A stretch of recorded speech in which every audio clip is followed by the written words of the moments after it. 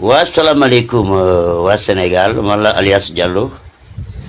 et man damay poser benn question rek quoi pour ñoo xam ne ñoom ñooy firi jënte quoi firkat jënte yi quoi. démb dama liggéey ba pare wàcce 4 heures du matin bu ma ñibbisee kër ga rek xam nga man bu ma wàccee rek damay toog ba fajar jot ma julli ma door a tëdd heure yooyu laay jënt si laay jënt nag sa waay ñun ñëpp ñu dee ñu dugg ajana et bu ñu duggee si àjjana nag vraiment fekk fa Ousmane Sonko waaw fekk yàlla mu ngi si biroom si ba li ma jënd la de waaw yàlla nekk si biroom gars yi ñëw ak benn lettre ñu bëri ñëw ak benn lettre jox ko yàlla ne leen li lan la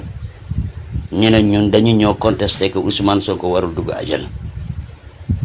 yàlla ne leen nga ne lan mu ne Ousmane Sonko du warul dugg àjjana yàlla ne leen yéene moom àjjana maa sax Ousmane Sonko maa sax àjjana maa sax àdduna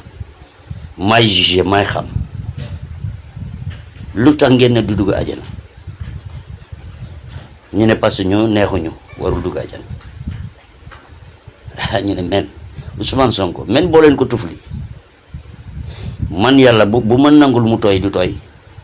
loo leen ko mënta wax loo leen ko ñaanal loo leen ko xas loo leen ko mënta wax si man yàlla la dépendre bu ma ne waaw waaw la bu ma le déedéet la ah bu fekkee ne yéen am ngeen si man ngeen si dara mu ngi si néegam si àjjana génne leen ko gaa yi taxaw xool si kaw xool si suuf noonu la ñu delloo waaw loolu laa bëgg a laaj nag jënte boobu lan la waaw yàlla nee na man bu ma ne waaw waaw la de bu ma ne déedéet la maa ko dugal ajana loolu lañ ci man